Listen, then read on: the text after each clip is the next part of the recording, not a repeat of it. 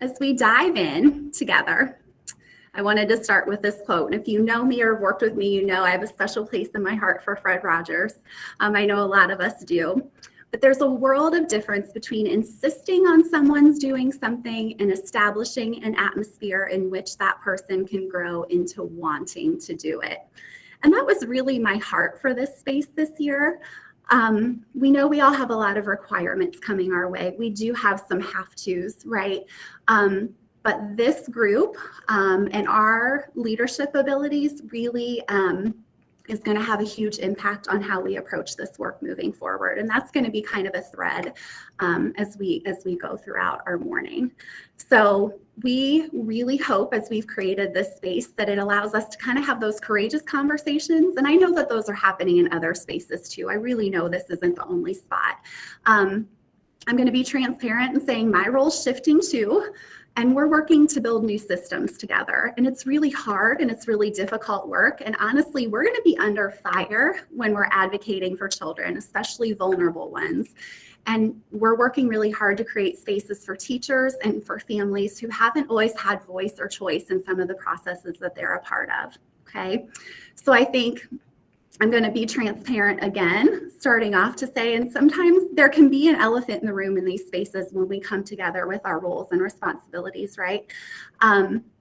So I think if we're going to have a transformative process as we move forward in this, we're going to have to trust each other, right? So I know that there are some leadership experiences that you all bring to the table that I don't have. Transparently, I've not been a curriculum director. I know that. I haven't been a special ed director. But on the flip side of that, I think a lot of us bring experiences where we really have a lot of experience with teaching children how to read. And we know some of those pieces that need to be in place to help move things forward. So we are going to have to come together and trust each other. We're a family here. I know I've learned a lot over the last year about how people view our region, and I've been fortunate to always live here and teach here and grow here. But I've had a lot of people share with me, we're really on the front lines of this in our state, you guys. We're a few steps ahead. And so there are a lot of people looking to us. So as we build these new systems, I think that's encouraging. The way we collaborate, the way we support each other, the way we allow our strengths to shine through, I really believe can change outcomes for kids. So I just wanted to kind of establish that as a framework this morning. This is what we're going to stand on, and these are going to be our scaffolds as we move forward into some challenging things, but some really great opportunities to impact the lives of our children. So what we want to visit for a second here, I know we're just going to take a deep breath and say there's been a lot that has happened around the release of drafts and redrafts and feedback of Ohio's Dyslexia Guidebook. And we're gonna of course touch on this. I don't want to say we're going to scan over it, but we're going to really focus on what our next steps can be right now. So again, I think there's requirements, of course, versus recommendations, right? And so there's lots of things that we can talk about. And I know something that I've kind of been thinking about is, right, there's the requirements that are going to come out with this, right? And it's kind of like when you take a driving test, right? Like you take that written test, right? You sit in the car, you know how things function, you know what you have to do, but then there's something totally different that happens when you have that in-car experience, and you have to actually apply that knowledge in the whole environment, in the function of getting ready to drive. And that's kind of what we're navigating right now, right? Like we're really focused, like we can't get in and do that other stuff and actually participate until we know what we have to do, right? We have to really, really know how to function from that driver's seat, how our car works. And that's what those requirements are telling us. But those recommendation and best practices are going to help us really make use and really kind of literally be where the rubber meets the road. So the beautiful thing about this, and I know some of the challenges we faced with local control, is aligned with thinking about, you know, we all have these processes we have to go through to get our license, but at the end of the day, we get to choose what we drive. We get to choose where we go. If we want to take the highways, if we want to take the back roads, right? So today we're just going to take that opportunity, knowing what we know is coming, to reground ourselves in the why. And again, that opportunity that we have and the potential for impact. So as we explore this today, we're going to really consider that what makes this work different than some other opportunities we've had in the past, or that these really, if we take our time and do it right, can be more holistic considerations than we've ever had before.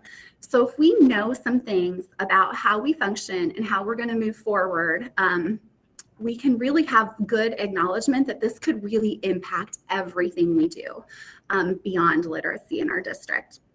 So as you look at the chart that you see on the screen, and I know a lot of us have seen this before, managing complex change. I know we can look at it personally with some past initiatives we've been part of. We can apply it to the upcoming legislation, but I think if we can apply it with ourselves, I know I've had to look at it personally a lot this year, but also with our teams and the behaviors that we see presenting themselves, could actually be really good for us, I think. It helps us to be more specific in the way we approach conversations, who we bring together, and how we prepare for what's coming.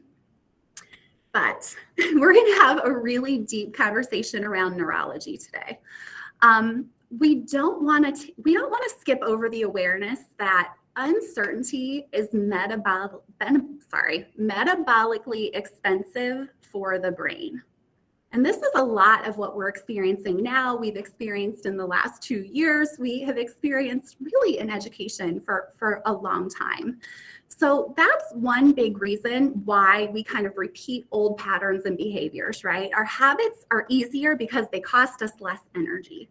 So conserving energy and determining where to send available energy is the name of the survival game. And so these are really good, healthy physiological responses when it comes to survival, right?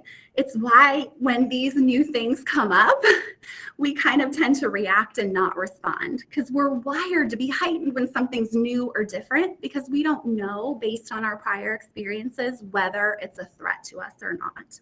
So as we all, myself included, I'm going to put myself there too, approach these new ideas and how we teach with regards to language and literacy, I'm committing to kind of reminding us all of the contributing factors that are going to impact this work. So the neurology piece of this is really critical, as we'll continue to see as we move forward this morning. Yes, please. Okay, this is Amanda. I'm going to talk through Jen's mic just for a second. I wanted to add, as I'm processing this, just how complex change is part of implementation science, right? And so we really can't separate that from the work that we're doing with Ohio's plan to raise literacy achievement, from Dyslexia's guidebook. I really think about this as a gear. So we have all of that work that we're doing and the knowledge we have about the science of reading, that's one gear. Another one is implementation science and knowing how to influence and steward systems change within our spheres of influence. And then that third thing is a multi-tiered system of support, really integrating those three things and getting those gears turning in a coordinated fashion. So I just think that's really important to think about too, how this is all very interconnected. And as we do this work, we're going to keep threading all of that together intentionally. Absolutely. Thank you. All right. So now we're going to take some time to break down the definition of dyslexia in Ohio's dyslexia support law. So some of you may have already done this, but please hang with me, because I think we're going to expand a little bit further than you may have in some other conversations. And as you start to have these conversations in your district, I think the more examples you can pull from, the more experiences, the more times we have this conversation, the more rich it can be, and the more you're going to be able to fine tune it to the audience that you're interacting with. So many of you have heard me talk about the concept of language nutrition. So I want us to really think about this from the lens of literacy nutrition. So the tier 1 focus here is what we also want to consider, because it's also neurological in origin. And our goal is creating strong pathways, not only for students, but for educators and leaders and all the adults who impact our students. So we want to provide a steady diet of language and literacy nutrition. Not just for our kids, but from our teachers who are providing that. It's going to be what their reading brains are built from. Okay. So again, as we look at the first part of this definition, it says a specific learning disorder that is neurological in origin. So as I alluded to on the last slide, I'd be remiss if I didn't acknowledge the role of the field of neurology and what we can apply to from considering this from a more whole child approach. So if we want to talk science, we have to include all of the science. And this is the challenge that we have always faced in education, right? Is really making all of these pieces and all these fields of knowledge come together, while also saying there's an art to teaching as well, right? There's this human element that we're always trying to navigate and really embed and intertwine really beautifully. So we have to talk about the impact of technology on our children's language and literacy development. We also, if we're going to talk science, have to talk about the lack of sunshine and movement and the impacts on the brain, the prevalence we're learning of dehydration in our children, and the lack of whole food nutrition in our students and our adults. These considerations and this learning from science all have really major implications on our brains and on our ability to access the parts of the brain that we need to wire for reading, writing, and spelling. So remember, our brains are not only naturally wired for speech, but they're wired for interaction with each other and with our environment, okay? They're not really wired naturally for print and interaction with flat visual symbols that are on a page. So not only is what we're trying to do an incredibly complex process, but everything in our modern lives is working against it. So as this information on dyslexia and the science of reading continues to be presented, we have to acknowledge everything we can do as whole communities to support the development of healthy brains. So again, we know the implications on not just academics, but behavior are incredibly significant. So for example, I was just reading this weekend that the more children can go barefoot, the more they develop their sense of balance and their vestibular system, which in turn affects their hearing, their attention, their language, and all of learning. So I know it might feel to you like we're a little bit off target here, but I really believe that this is how we move forward in a way that all of our stakeholders and everybody wants to be a part of, because everybody, beyond our educators, this is how our music teacher and our art teacher and our gym teachers and our cafeteria workers and everybody really becomes a part of this development of healthy brains. And I love that. So again, I think as I start to have these conversations, I see passionate people kind of coming off here. So if anybody wants to do a book study or kind of a community of practice around this side, I would love to talk with you. But again, if we really want to talk about research, there's a lot of it to consider that's really powerful. But with regards to dyslexia, the foundational understandings of what is happening in the brain is really going to allow us to provide the proper nutrition or instruction and interventions that are going to support growth.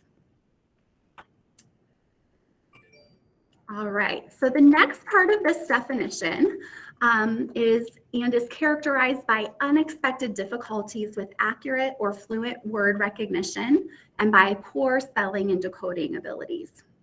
So again, the key word we have here is unexpected. We have to be completely confident that we know that we have done everything in our power in Tier 1 in our core instruction. It has to be our first step. So again, a lot of us have done training together around, those 5 components of literacy. We have a deeper understanding of the 4-part processor and the role of that in our brain. But I kind of, again, want to give you another analogy, another way to think about it as we think about the brain, and that's to really think about lifestyle components. So just like we have those 5 components of literacy, thinking about like lifestyle components such as food, water, sleep, sun, and stress. So depending on our goals, right, our exposures and our experiences, we prioritize certain aspects of our health over others. But truly, our health is a product of all of them, right? Much like we see in the simple view of reading. So similarly, our screening measures are going to be like our physicals, right? And our diagnostics are going to be like our specialized testing, like going to see our specialists, right? And if we find something concerning at our yearly physical, we surely hope that our insurance won't tolerate waiting until next year, right? Hopefully we get further testing so we can diagnose any disease or anything that may be off so we can prescribe a treatment and be as proactive as possible. We hope that that happens in a timely fashion. But as we consider Tier 1, again, from another angle, we also have a lot of people in our health system, if we think about that aligned with education, that are moving on to the specialists who aren't doing the core things right first. So medication after medication isn't going to do anything but put a Band-Aid on the root cause. And often it's going to actually cause even more symptoms. And sometimes we have that conversation with our interventions as well, right? Like we just kind of start to hand things out, right? Without maybe the intentionality. Again, well-intentioned, not meaning to be harmful in any way, just wanting to relieve the symptoms, right? Especially when it's really, really painful, right? If we see a child struggling, we want to help, right? And if we see somebody that's suffering or in pain, we want to help. And sometimes we just want to act. So again, it's like we have a whole lot of people with headaches who are taking lots of medications and now have some other things going on who maybe just need to get off their screens or get some sun or drink some water or take a walk and eat some good food. Maybe not jump to taking the medication. But the current system really doesn't support that. And I would challenge us to consider whether the systems that we're functioning in right now have kind of historically done the same thing. So just another way to think about it. So if we continue again to layer that analogy onto our work, when our core instruction is aligned to our assessment, our teachers know exactly where their students are and what they need to make adequate progress towards healthy reading brains. So with regards to school improvement, imagine the impact of our teachers, if our TBTs could clearly communicate their needs to us as coaches and leaders. And again, what we now know is that many students who struggle with learning to use phonics to decode, they have weak phonological and phonemic awareness skills. So more specifically, the brains of students with dyslexia have difficulty doing this, but with early identification, followed by intensive and focused instruction, their brains can acquire this essential foundational skill. So if you remember the ladder of reading conversation from our first Regional Literacy Network meeting this year, we know this type of instruction is beneficial for all children. But right now, I think our focus can be on whether or not the difficulties that we're seeing in our students are truly unexpected. So I would love to challenge you to think about whether it's just the brain of the student that we need to be supporting, which it absolutely is, obviously, in our roles. But I think we also need to consider the brain of the system right now, the adult implementation, and focusing on that to best support our children and our educators as we move into this next phase together. Do we have clear pathways between all the moving parts? Not just in the reading brain of a child, but in our curriculum, our instruction, our assessment, our shared leadership teams, and our engagement with our families and our community partners. Those are the theories of action that we talked about that are really the foundation of Ohio's plan to raise literacy achievement. So again, this part of the definition can lead us to be very child-focused, when in fact, I see it as something that's also very systems-focused as well. All right, and this slide, the words we want to focus on, again, the next part of the definition is not consistent with the person's intelligence, motivation, and sensory capabilities. And again, the words we want to focus here on, again, are not consistent, right? I think we could have a whole conversation just around this slide, and if I'm not careful, we will. So I want to be very intentional about this, because I also think that we cover this part of the definition in some other slides we're talking to. But this goes back to, do we truly have the instruction we know is going to show us whether there are inconsistencies?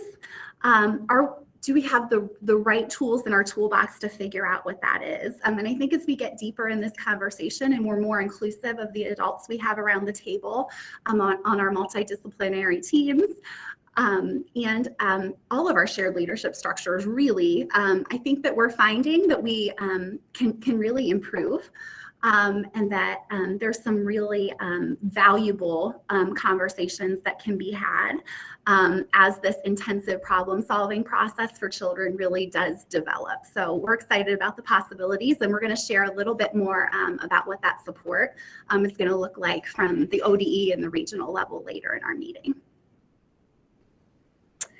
All right, and the final part we want to look at here is which difficulties typically result from a deficit in the phonological component of language.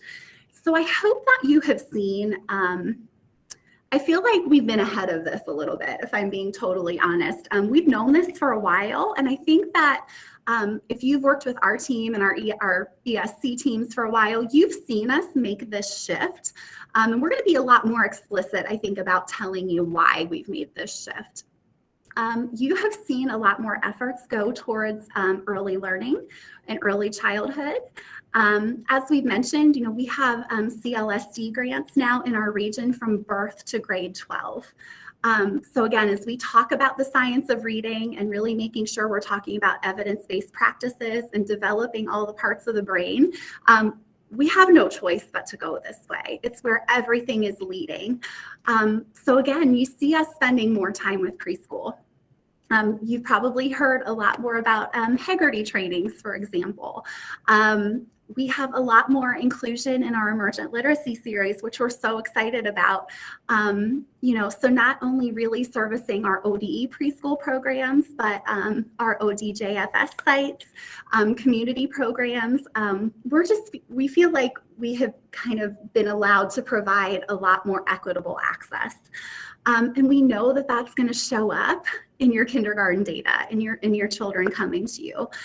We hope that your parents feel more equipped as partners in their child's education and they see what their role is. So again, you will see support shifting to also reflect being more proactive. That's what we're talking about in the dyslexia legislation, but we're talking about that bigger picture in Ohio's plan to raise literacy achievement as well. You'll see additional supports coming out around family engagement. Again, our team has been able to launch a YouTube channel, and you'll see some more things coming on that. So again, that'll be more universal support for all of us. So it truly is a cohesive community conversation. And we're kind of not toiling in those individual pieces of, when it's a universal message, this is what we know about how the brain learns to read.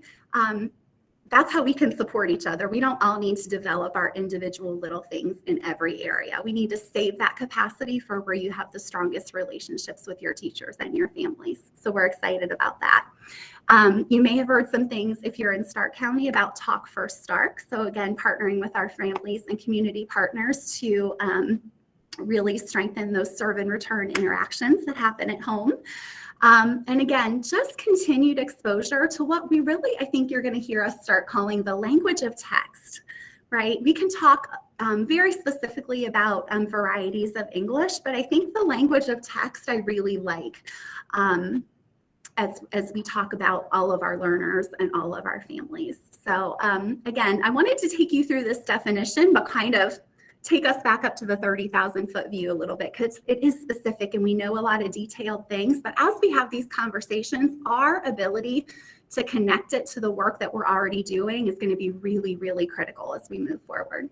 Yeah, and I think I just like to make a comment here as well, in response to what Jen has said about all of the time and trainings that we have developed and kind of allocated towards phonological awareness and these foundational skills. As we begin to move forward with this legislation and forthcoming changes, I think it's important to acknowledge that all of the groundwork we've already laid, all of the things we're already doing, it is about prevention. And that's going to help ensure that all students are receiving solid tier 1 instruction early on, right from the onset. And that's going to really help us to determine whether it is an instructional issue or whether there is a core deficit that's phonological, that's neurological, that warrants further investigation and intensification of instruction. So the stronger response that we have early on, the more preventative we can be at birth, in preschool, in kindergarten, in first grade, the better chance we have of getting ahead of this, making sure that gaps do not widen over time, because it gets harder and harder to catch kids up the older they get. We know this. That's really going to help us keep an eye on those kids that we are concerned about and to make wise decisions in response. Absolutely, yes. So we're working really hard on the opportunity gap that we see, I think, and that's really an exciting place to be. So moving out of the definition and thinking about really what this legislation can help us do, okay? So how do we leverage this to do some things that we've really wanted to do and know we've needed to do for a long time. So again, for so long, we've talked about being data rich. Like nobody has said we don't have the data, but we've kind of been analysis poor. And it's often not on our end. It's just because we haven't necessarily had the right tools in our toolbox. So we know that we can be looking at the same data for two students. And this has happened to us over and over again in our classroom experience. And as we just sit down to look with individual teachers and teams who are working on things. So one child may have the characteristics of dyslexia, and one child truly may have just not had access to high quality instruction. So again, this needs to start with instruction. So as we go through this, I think it's important to consider what this can do for us. So again, children will receive effective instruction delivered by a skilled and knowledgeable teacher. Okay, that's so important. This is going to propel us forward. And again, if it's a have to, that's great, but it's really a get to. So that's what we're excited about. We know that because of this legislation, children will be screened for risk beginning in preschool, and they're going to be provided effective interventions to meet their pre-reading and early reading needs.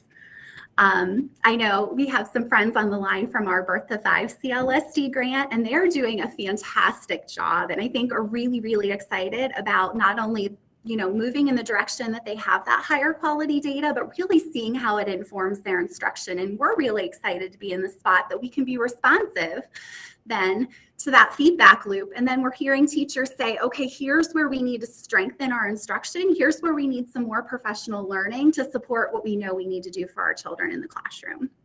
So that's an exciting place to be. We'll also have clear pathways of progress at both the system and the instructional levels to be able to diagnose needs and prescribe supports beyond core instruction. So it's really great to be in that space. So I just kind of want to take us to these 3 points, these 3 kind of focus points that I feel like the legislation will really help us to do. I mentioned this earlier when we were in the definition part, but I think that something that's going to be really exciting as we move forward is how this is really, really going to help evolve our IEP processes. Because when we get this system right, those processes are going to be a continuation of the intensive problem-solving process that's already taking place within a well-defined system of support. And the same could be true for our English learners as well. So Amanda kind of alluded this to, in some of her comments as well. But I think that the direction we're going is just going to make us so much more cohesive, so much more collaborative, and so much more truly focused on the needs and the skills of students. So again, just some grounding considerations as we have conversations with one another and within our districts. So again, I want to say here, any of these slides, I feel like part of our role in this, again, is to equip you around these conversations. Any of these slides you are welcome to take and use. You can take them here or there in isolation. You can move through it, whatever you feel would be helpful to you. Trisha, I see your question. Jen can't see the chat. So she's asking, can you clarify the guidebook language identified as being at risk of dyslexia? It can lead the layperson to believe that students can develop dyslexia, but if it's neurological, that is impossible. So she's asking for clarification. I think my initial response to that is we know that dyslexia can't be caught, right? Like it is biological, it is neurological. What we're trying to determine is which students are at risk for reading difficulties. And so that's why we use a screener. We're trying to determine who may be at risk. Some of those students just need more explicit instruction or something a little bit more, right?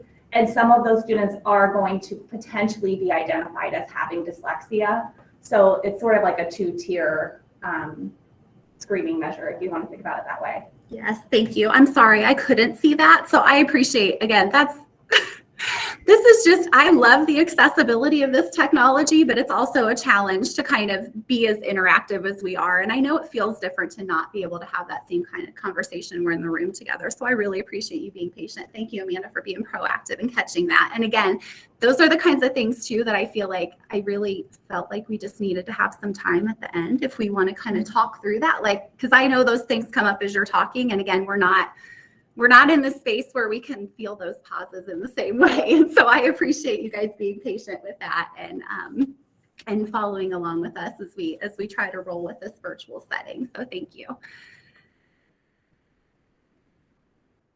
All right, so again, I want to walk through and just kind of keep us grounded again in what those focus components are going to be as we move forward here. So what we're going to be able to focus on to really change those outcomes are screening and progress monitoring. Again, we'll have some technically adequate measures of student, instructor, and systems level outcomes that are aligned. I think that's the part of it I really love so much. We're going to really be able to create an infrastructure, which I love. We don't always use that word in education a lot, but I think it's really applicable here, of professional development and coaching for educators. I know we've talked about this for a while, and I know we keep saying it, but a multi-tiered system of evidence-based instructional and intervention supports that are based on skill needs.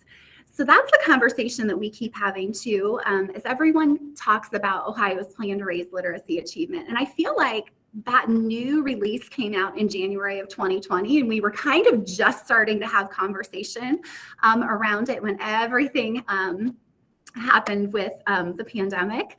But there were some like minor shifts in that I think were really critical and we didn't get to draw attention to in the way that we normally would have. And it really did in that first draft of that came out, the first publication. You know, we kind of tend to try to align things and fit it back in with our grade levels, which has its place, but I think there were some places that we had some opportunity, and you see that reflected in the January 2020 version where we became a little bit more skill focused. And I'm really excited about that conversation and how we just shift our language to talk about really, again, we talk about person first language, but child first language, right? It's the child's brain and what kind of support that they need. So I'm excited to see how that conversation continues to evolve. And again, as the state provides some more support and more structure around multi-tiered systems of support, we're excited to grow together there as well. Again, we'll have some structures and processes in place for driving the refinement of our models. And of course, the part that, again, if you've worked with me or know me well, the family engagement piece is going to be huge. And we're really excited, again, about the potential there. So we'll be sharing more about that later today a little bit, and then as we're together in April. And then this is a big one, you guys, sustainability. And I know, and we've had multiple conversations together as a group and separately, like, what about reading first? What about, and we all throw out all of these initiatives that we've been a part of, right? And I go back to that managing complex change chart as I have this conversation. I think a lot of that is, you know, we don't have all those components in place. Maybe we weren't connected to the vision or the why. We didn't have the resources. We didn't. And so that's where I feel like there's huge opportunity now that this, as we truly know that we have to build a system around it, is just going to be how we all do business. So again, we're going to be able to thread in some work from some early dyslexia pilot sites that have been around the state. There's going to be some Each Child Read grants that are going to contribute. Again, there are going to be some needs assessments where we really take some time to look. We're creating space because we have this common legislation now that we're going to be able to have some more cohesive conversations around curriculum adoption and around decision rules, okay? And what I want to assure you is that our feedback and conversation with ODE continues to be that we do need both building and systems level tools, okay? So what our commitment continues to be is that coaches and lead teachers, you know, and special ed networks and English learners, we're going to have conversations that are continual streams and that are embedded in all of our networks. So for example, that might be decision rules. Okay, and when we're talking about establishing new decision rules and we're working through what assessments we have, that means when we get some really good examples together, we're going to talk through it, but we're going to talk about it with special ed directors and school psychs, and we're going to talk about it with principals, and we're going to talk about it with curriculum directors, and then we're going to run it past our instructional coaches, and we're going to talk about that, how that transforms their work and what that's going to allow them to provide support around. We may run it through Amanda's lead teacher groups and for our friends in Tri-County for your lead teacher groups as well, and just talk about how this really looks and what this looks like from the systems level, and then from an individual child level with a teacher, what it looks like when you run a student through this process. So we know that this has a huge opportunity to impact outcomes. So again, that's why we're staying grounded in these focus components, because we know what it's really going to help us to do on the system side of things as well. So again, at our April meeting, we hope to share what the regional system of support is really going to look like around this work aligned to these focus components. All right, so pause and process. So this is not a technical difficulty on my end, thank goodness. It's a blank slide. It's very intentionally a blank slide, okay? So I don't know how you feel right now, but I feel overwhelmed. I'm just gonna be transparent. I don't wanna tell anybody else how to feel. I kind of hate when I come to a meeting and they're like, this is how you must feel. I'm not gonna project that on you. I feel a little overwhelmed. I'm not going to ask you to share how you feel, but I know my role continues to shift, I feel like, on the daily. The expectations keep changing on us, right? I feel like I don't have the capacity to keep up. I have children who are growing so fast that I want them to get the best of me and not what's left of me at the end of the day. That's where I'm at. I'm just being transparent. So yes, this is an opportunity, but it's also a have to in some respects. Okay, I'm not going to pretend that it's not. But based on what we've talked about this morning, I think at the end of the day, we can agree that it's a get to. We get to build something that we know is going to make a difference in the lives of kids. But before you think I'm going to get all Mr. Rogers on you again, I want you to think about a quote that I heard last week for a minute, because we are all leaders and we are all carrying a lot of responsibility. So I heard this quote last week and it's made me stop and reflect a lot. So I want to share it with you. It says, the quote is this: burnout is not a personal failure. It's a systems failure. So take a few deep breaths and think about that for a minute.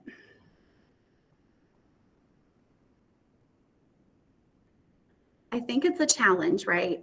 Because we all sometimes think everybody else is somehow keeping up and they have it together and I don't, right? But we are all functioning in a system that's constantly breathing in, right? We're constantly expected to take in all the new, but we never let anything go. We don't breathe out that old stagnant air that we no longer need, right? We don't have a space to let that go. So I would challenge us to continue to process together how we create a system that serves us and serves our children well, rather than us continually serving the system. So if we want to change outcomes, we have to change systems. And part of that change is just changing the way that we do business, okay?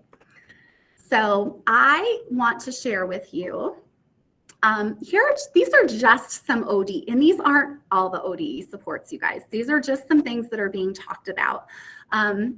I think I've been transparent and saying, you know, we're doing the best we can here to be responsive to this. I'm sure many of you have seen on ODE's dyslexia page, the dyslexia law requirements for districts and schools. So that was a request, like, please just put the requirements somewhere in a short readable format so we can access that. So ODE has posted that on their page.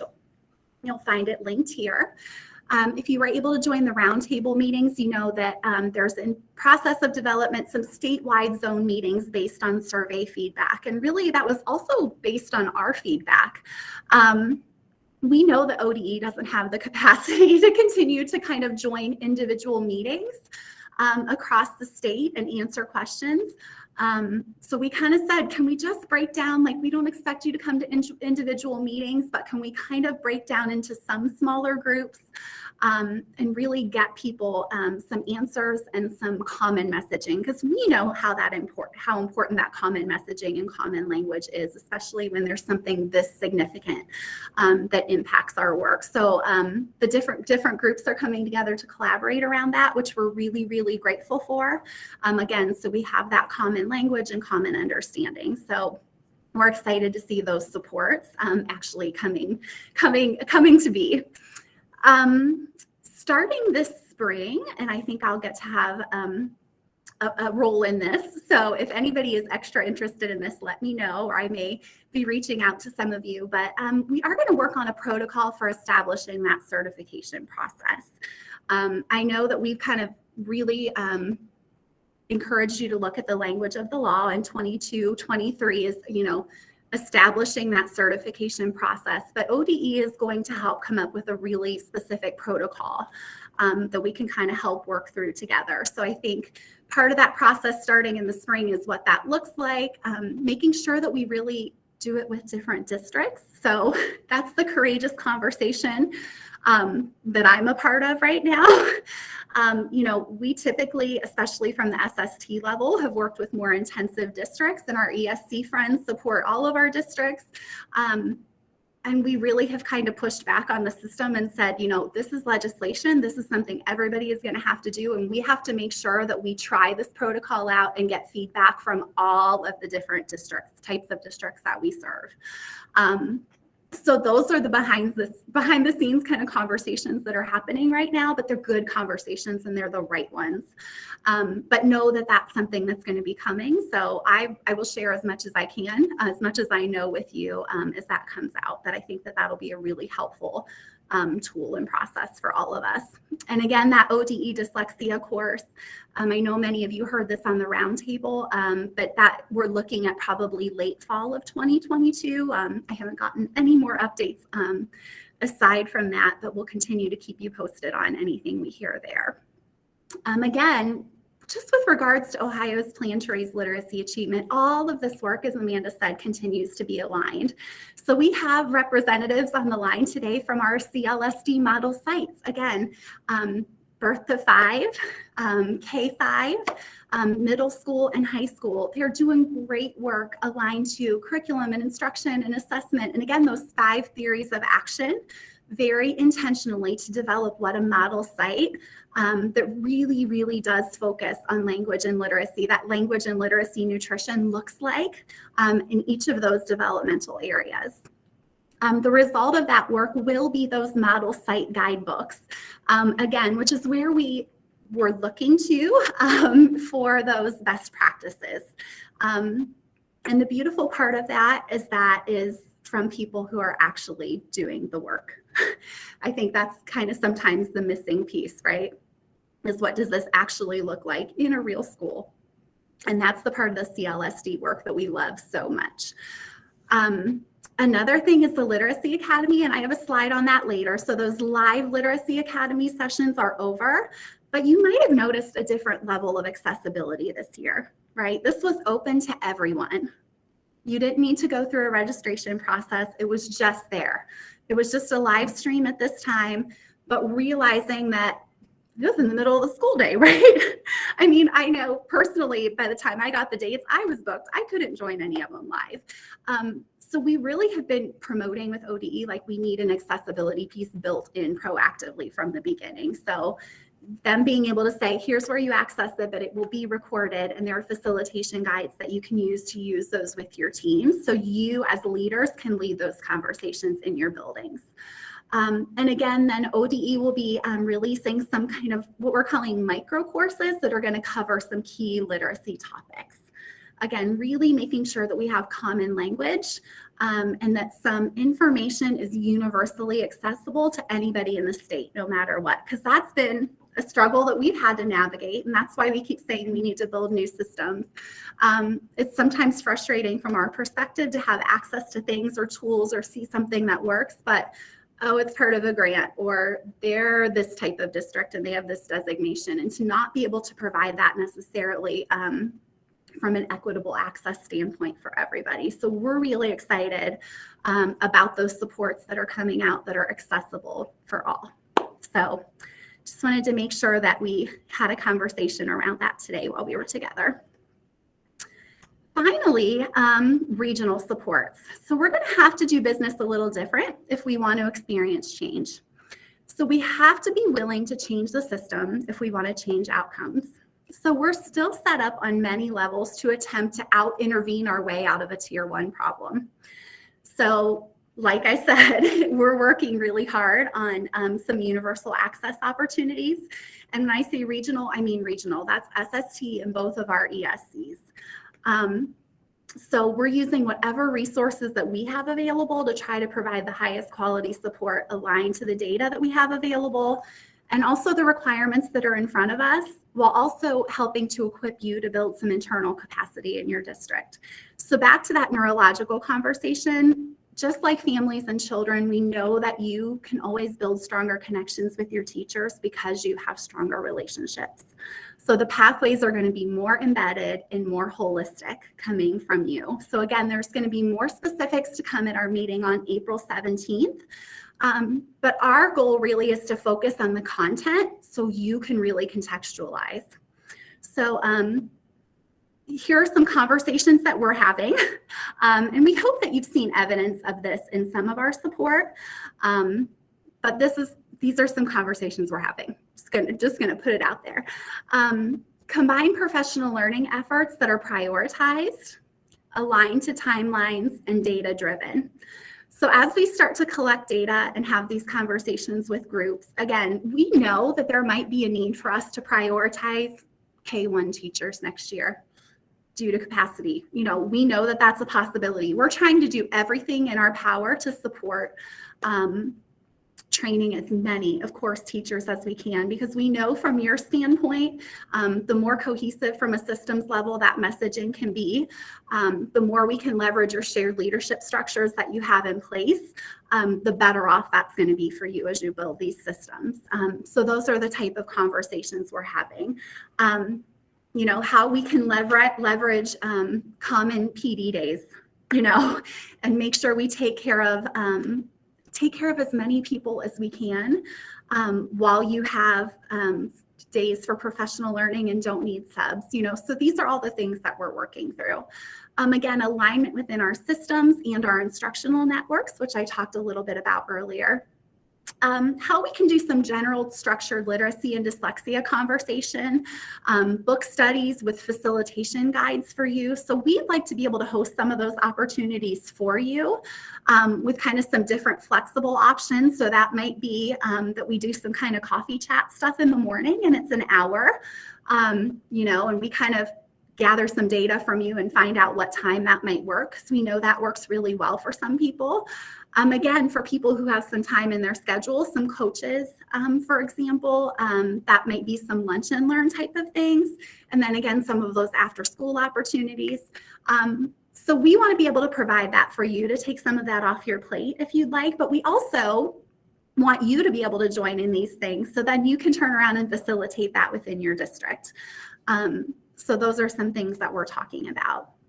Again, really developing, having this regional network as our big umbrella structure, and then having some communities of practice that emerge. We have a lot of districts looking at curriculum adoption. You know, we can help kind of host and facilitate those conversations so everybody is not feeling like they're doing that work alone and in isolation. We think there's a huge opportunity for that, and we're excited about it. We have a lot of strength in our region around family engagement. There are some people that are really kind of ready to go with that. And so, you know, we're excited. We would love to host communities of practice where you can share ideas with each other. We can talk about what works. We can try things within our community of practice, and then again, share that back for the benefit of everybody in our regional network. And then again, things like the reading tiered fidelity inventory. So you've heard us talk about the RTFI a lot, but I'm going to be transparent in saying that it's a tool that you really need to use when you have a certain level of background knowledge and understanding about the science of reading. It's not like just, okay, everybody should do the RTFI. So as we gain this knowledge together and we're ready to move forward, that's something that we can offer as facilitators to give you some really, really good systems level data that's really going to drive your work at the building level. And then can also give us information too as to some supports that we can provide for your districts. So again, just kind of a quick overview of what our conversations look like right now. So we're continuing to gather data. It's an ongoing process, but I'm just going to be transparent and saying the conversations that have come are great. So something that emerged in the last couple of weeks is just that principals are really interested in getting this knowledge, which we're excited about.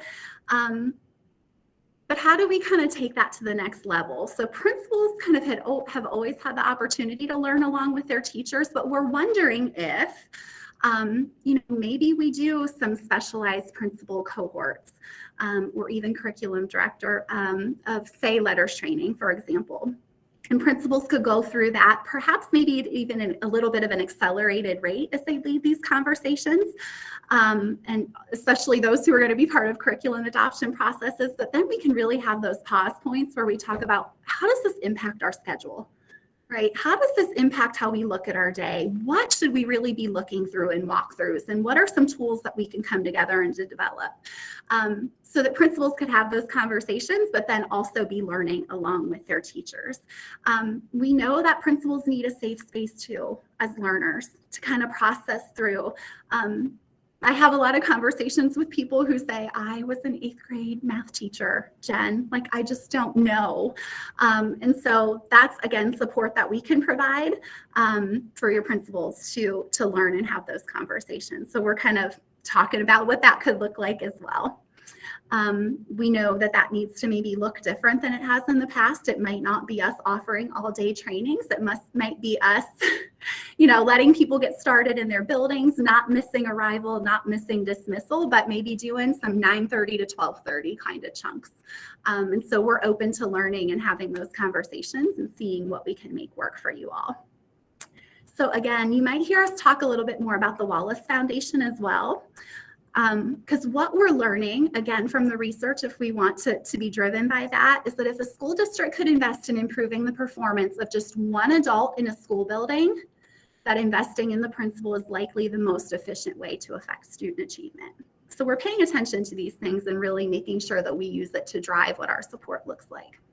I'd like to add to, Debbie has something in the chat about contacting her if you want to determine readiness for the RTFI. I think that's a wonderful offer that is worth considering for sure. It's a great tool. And as your principals gain more knowledge and confidence about the science of reading, that's really going to enable that RTFI process to go really well, right? To go really smoothly, to be really productive, because it is done at the building level. And it does have a lot to do with a strong school-wide system that it's written down, that's really well articulated, that addresses MTSS and all of these elements we've been talking about. So there's definitely a connection between that principal knowledge and the RTFI. Great. So again, ongoing conversations. I just want you to know in full transparency where we're at and what we're planning, and we're all building new systems together. So I want to be open in saying that we are really trying to think outside the box and to do things differently than we've done before. But the passion around it and the excitement and the momentum that we have here in our region is really exciting. I think we're kind of all realizing what we need together, and those next steps are coming really naturally, which is a really beautiful place to be. So we're really thankful for that. I think I'm a few minutes over, but I got started a few minutes late. So what we're going to do right now, the next section of our meeting is going to move into a consultancy protocol that we're going to work through together. So you all, I linked this early in our slideshow just for anybody that wanted to jump ahead, and I did a quick overview of this, but we find this consultancy protocol, again, to be really valuable, not only in allowing different strengths to come to the table, but for us to really work as leaders this is a challenge for us, right? Like we're doers and we're problem solvers, and we want to jump right to a suggestion, right? Like, have you tried this? You could do this. We did this, but we jump to that. But there's a really critical part of the process that I think is also reflective of the planning process that we're in right now. As we work to plan for this change, and we kind of just want to jump into like this implementation and the doing phase, I thought this would be something really good for us to work towards together. And again, we're all leaders. We can all take this protocol and use it in other spaces. It can be really valuable, again, where we have voices that tend to maybe dominate other voices, that are those ones that jump to it. We use this in our instructional coaching network, and we found it really valuable. If any of my coaches have used it and want to jump in from our network, I would love to hear your feedback there. But what we found is it allows people the opportunity who maybe aren't those jump to problem solvers. So maybe those Enneagram 9 people that are kind of like me, and I sit back and, you probably gathered from the way I present that I'm always processing everybody's perspective and what they bring to the table simultaneously. So sometimes in a live meeting like that, I'm not always the one that jumps in. At certain times I am, but there's sometimes that I just need to sit in that. But I might be really good at step 2, where I just ask for clarification. I'm not put on the spot to come up with an answer, right? But I can just ask a question, that's reflective of the space that I'm processing. So we love that it really does allow people to really live into their strengths, and it does bring voices out that we tend to not get otherwise if we approach things this way. So what we're going to do is work through this, and we had an overwhelming majority of you say it would be great to just talk about how we're connecting this to other work, because we know that the dyslexia work is connected. But as we have these communications and these conversations with other people, it's really important that we present it to them that way. So what I'm going to walk through this with us, but I would love it if one of you would consider to just be the presenter. And we didn't ask you necessarily to come up with your own unless you wanted to. That's why I threw some things out there. But we know that this is something that is both a challenge really and an opportunity right now, and that we could just benefit from talking to each other about it and from spending time, again, because it's important to not just jump in, that we're planning for a really important change right now. And we want to make really good use of this time. So if somebody is willing to act as the presenter, who again, I think what we're going to go with is, because we had an overwhelming majority say that they wanted to talk about how the dyslexia work connects to other areas of work. So what you would do as the presenter is share the issue, which we've actually already determined. And then really, if you want to add anything to that about how that's a challenge or opportunity for you, you could do that. What the rest of us are going to do is, as critical friends in the network, is we're going to ask questions about clarification. We are not going to give suggestions in this step. We are not going to say, have you done this? We're going to ask some clarifying questions. So this is always the best stage to see how that comes out. And again, we'll be able to work through those together. The next step is us network members as critical friends are going to offer some different perspectives, some curiosities, some wonderings. Here's where we can give some suggestions. And then maybe some things that have started to work for you or that you're planning to do. Then our presenter is going to kind of reflect on the comments that have been shared and identify just a few next steps that they might choose to move forward in. And then the rest of the network will have the opportunity to say, oh, you know what, that was really helpful to me too. Okay, so I hope that makes sense. And we're just going to try it. And again, you can take this protocol and use it with groups as well. And we'll see how it goes. Okay, so, and I might need some help from my friends. Is there anybody that would volunteer to be the presenter for us? Our teachers are all kind of doing something different currently as far as Tier 1 instruction. Okay, so that's something that would make it a challenge to move this work forward, because you have people who are doing different things in Tier 1. That is correct. And then, so how do you see the legislation as an opportunity to bridge the work that you're already doing?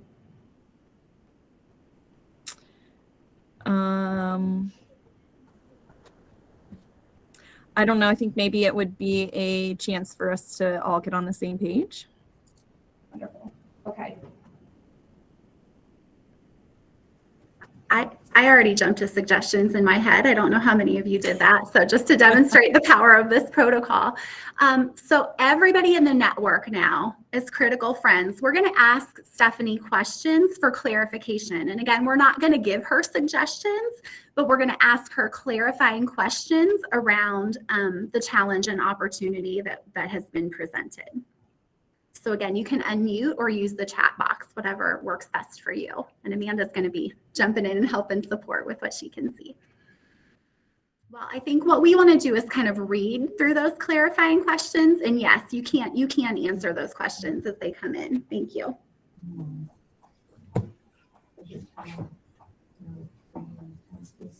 Amanda, do you want to read the questions? Sure. So Maybe? some of Okay. the questions that are here so far is, do you have a framework to work from? What are your critical must-haves?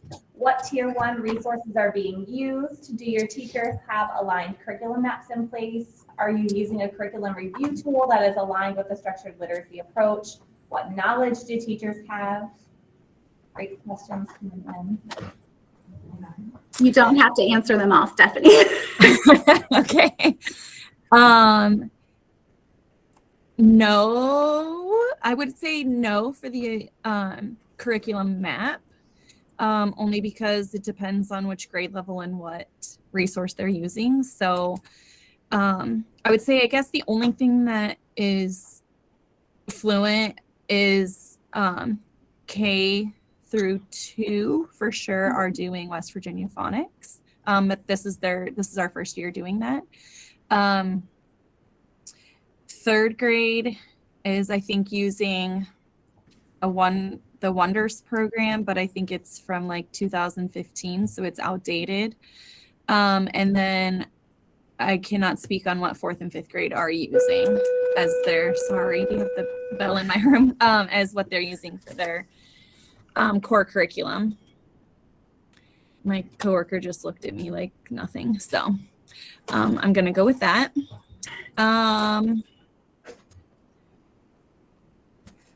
The curriculum review tool, we have not gotten that far. So we've requested samples. We do have a couple teachers that are trying one of the phonics programs, but we haven't gotten that far as using a tool that's aligned. And I honestly don't really feel like we have enough knowledge of the science of reading to be knowledgeable enough at what we're really looking for in a program.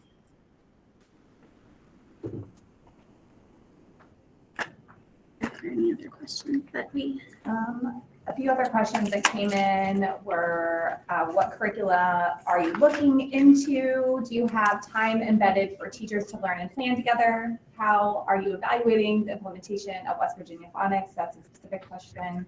Have you identified why teachers are not aligned in their instructional approach or root cause analysis? Are your teachers open and on board with a common curriculum? So good questions again. And Stephanie, you can just choose maybe one more if you want to answer.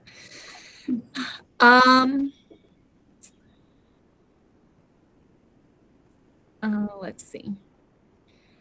I like how Dawn's trying to get good questions answered. No, Dawn, there's no evaluation of implementation. Let's see. We have not identified why teachers are not aligned in their instructional approach, possibly because there's been some admin changes and nobody has been told this is what we're using, would be just my observation. Let's see. Our teachers, I guess, do kind of they have like a common planning time, but it's like 4th and 5th grade have a common planning time. Kindergarten and 2nd grade, and then 1st and 3rd have common time. Would be the only embedded time for teachers to learn. We used to have a couple years ago, we had like an hour every week for the teachers at certain grade levels to meet together, but we don't have that scheduled in anymore. Thank you.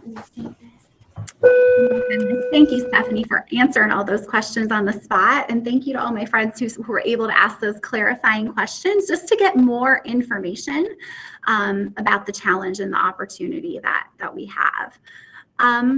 Now we're going to move to the next step, and as critical friends, again, as network members who all have an investment in this work.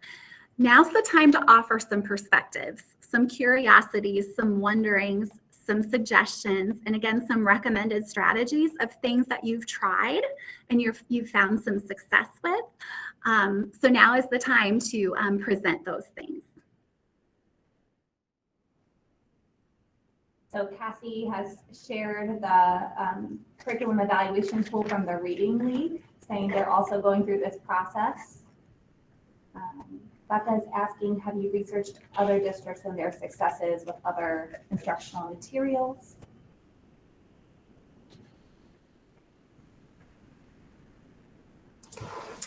As for answering Rebecca's question, we had, like, I know some districts and what they're using, but I don't think that we're even far enough to be ready to do that. I have lots of samples in, but I also don't think that the teachers that are on the team that's supposed to be doing this have started to even look at them.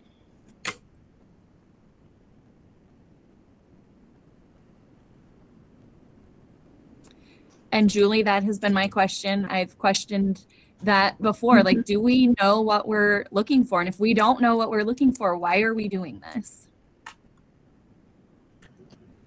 But we have, I think, a loud presence of we need something to use. And so I think that that's maybe why we're going ahead with it instead of maybe taking that step back that we need to learn more about the science of reading and what we should really be looking for instead of just going off of, well, this curriculum says that it's aligned, so let's just pick that one.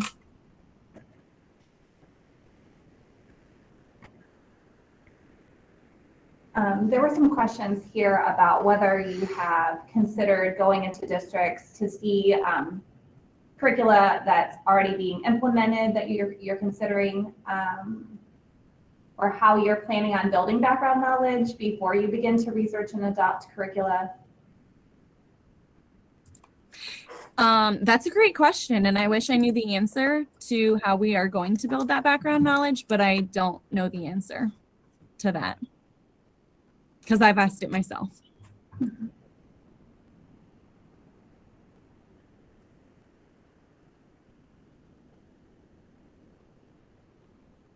I just want to say that I appreciate having a mixed group of people here. I think just having coaches and curriculum directors and other leaders in the same space, and the consultants are leading to really great questions and conversation. I see a couple recommendations in there of starting to look at book studies like The Knowledge Gap. Colleen's offering slides if you want to do a book study. Holly's saying they've been in the same exact situation, and that it has been a slow process, but they're at the point where they feel like they're seeing the light at the end of the tunnel.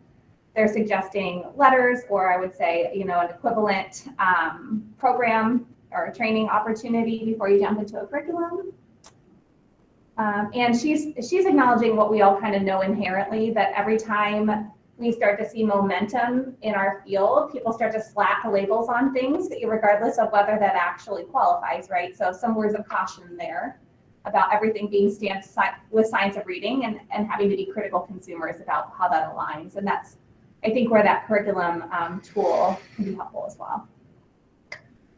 And then there was just another great question here about a timeline to pilot and purchase curriculum.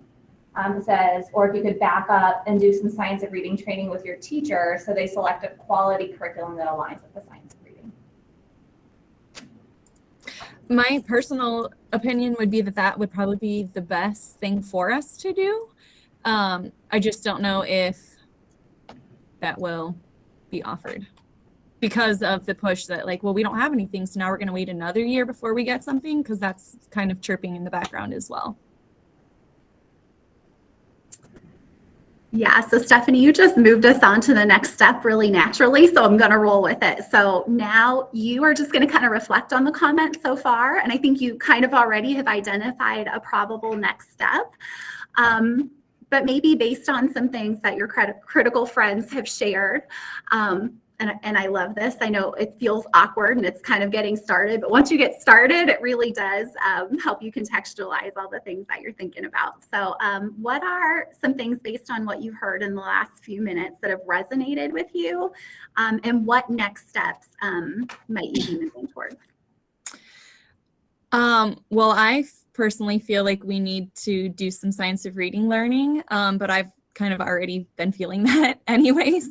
But I think that that would be probably the best place for us to go.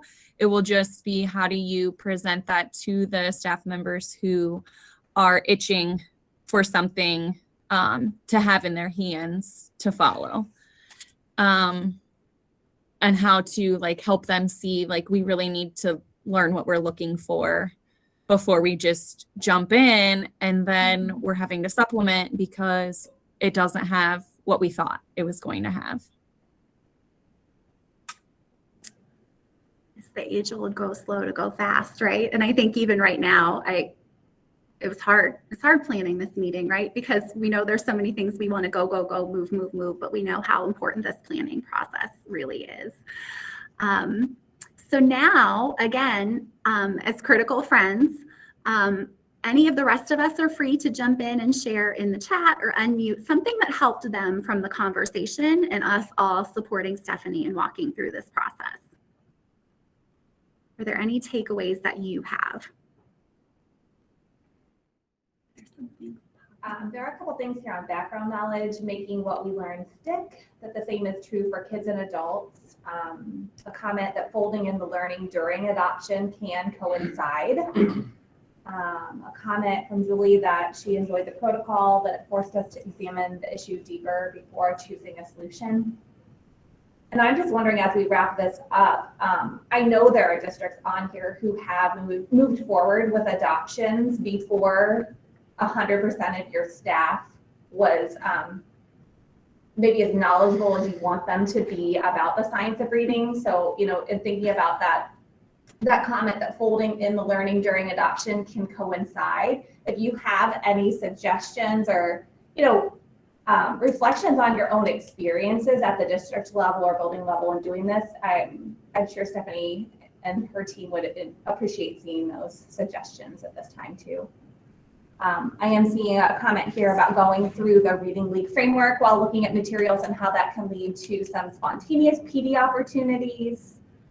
There's a concern here that learning while implementing is, my only concern to learning while implementing is the actual selection of materials. You could end up with materials that do not align with the new learning. Then at the end of the learning, you could have another problem on your hands. And then a comment that they just adopted and are about to train the rest of the building in letters. Some good conversation.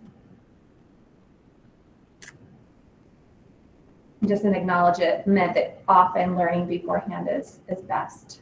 And an acknowledgement that another thought is that no curriculum will be the panacea, right? It's not going to fit all needs or be perfect. There's no silver bullet necessarily either, and we know that. Yes, if there was, we wouldn't be having this conversation, right? I hope that you found this protocol valuable. I know, to just throw something, I'll be honest, I was nervous throwing it out there to a big group of leaders like this, but I do know that there's value in it. Again, it gives us that pause and process and ability to think deeper and to bring all of the experiences out that we don't necessarily get to tap into in the earlier conversation. So I got a little giddy as I was listening to this unfold because, first of all, I kept hearing a thread about Tier 1. I kept hearing that we need more knowledge. I kept hearing, we've prioritized our community of practice next year around curriculum adoption and instructional materials. And that's what we're hearing come out of the conversation. So again, that's that data collection, and this is a protocol to encourage collaboration and problem solving, but it's also good data too. So I'm excited about that. It goes back to that slide earlier about opportunities for this legislation to kind of propel us forward and, again, using literacy as that lever for school improvement. So I heard a lot about educator learning, and this is an opportunity, and we're really gonna, again, starting next year, prioritize that K-1 group. But I think we're all interested in, making it more systems from the get-go. So that's really exciting. I heard a comment come out, you're not alone in this. And that's what this network, you guys, is all about, is we're all trying to figure this out together. And the more we can learn from each other, if you're doing curriculum adoptions and you're maybe looking at wit and wisdom, like, let's have a conversation about it. What does it have? What doesn't? Let's bring those people in to talk to us as a whole big group, because, it's a little different when you're having marketing to a small group of people in a room or a whole big group of people who have a lot of background experience and are going to ask the really hard questions and really pull some things out. So, we have some really great opportunities to do that. I'm also hearing a need for perhaps, again, some accelerated learning processes for people who are decision makers. So perhaps that beautiful ride of the fence, right, is that we do need that continued knowledge, but the reality is we have decisions to make. And if we have groups of people that do have that knowledge, can at least narrow us down to the right path. So no matter what we put in front of our teachers to look at, we know is really good. Those are those good compromises that still help keep us moving forward without sacrificing, if that makes sense. So again, I'm excited at what came out of the protocol for our work as a regional literacy network. I hope that this is something that you find valuable as a leader or as a coach to really have those deep collaborative conversations that are really addressing things that you're dealing with in the moment and right now, with that vision of how it's going to help to propel us forward. So I hope that you found that really helpful. Okay, so what we're going to do now. And again, I made that document earlier on, so please feel free. You can use this slide, or you can just use that little side document if you wanna create something of your own or share that, do whatever you'd like. So we are somewhat, I don't know how after the morning we had, we are on time, exactly on time. It's 11:15. But I want to draw your attention back again to the Literacy Academy Live opportunity. Again, I don't know if you were like me, but it kind of came and went and kind of happened really quickly. But again, from the accessibility side, those were 4 live stream keynotes that featured conversations between those national experts. That really the goal was to bring the lens of both research and practice to these important topics regarding evidence-based language and literacy instruction for students birth to grade 12. So again, all those keynote conversations and accompanying resources are available on the Literacy Academy Live webpage, and they can be accessed anytime. Districts, schools, early childhood education programs, we encourage you to utilize these resources as part of your comprehensive professional learning plan. Again, driven by data and what we know is coming up. We want learning that's sustained, that's intensive, that's collaborative, and job embedded. So additional information about each of these sessions can be found on the website. And again, I was talking earlier about accessibility and about early childhood and all these pieces. They're actually working on, for my early childhood friends, OKRA approval for that meaningful language session. So that's in process, which I really love. So you'll get to work through that with the facilitation guide and interact with that. And there will be some credit available. So we're really trying to think about making those meaningful connections. So if you want some information on that, or you want me to kind of update you as that final approval comes up, I would be happy to do that. So I just wanted to let you know that those are all finalized and out there and ready to go.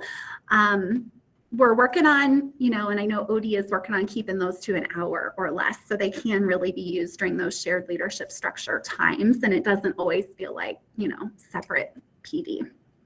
Okay, so I wanted to draw your attention to that.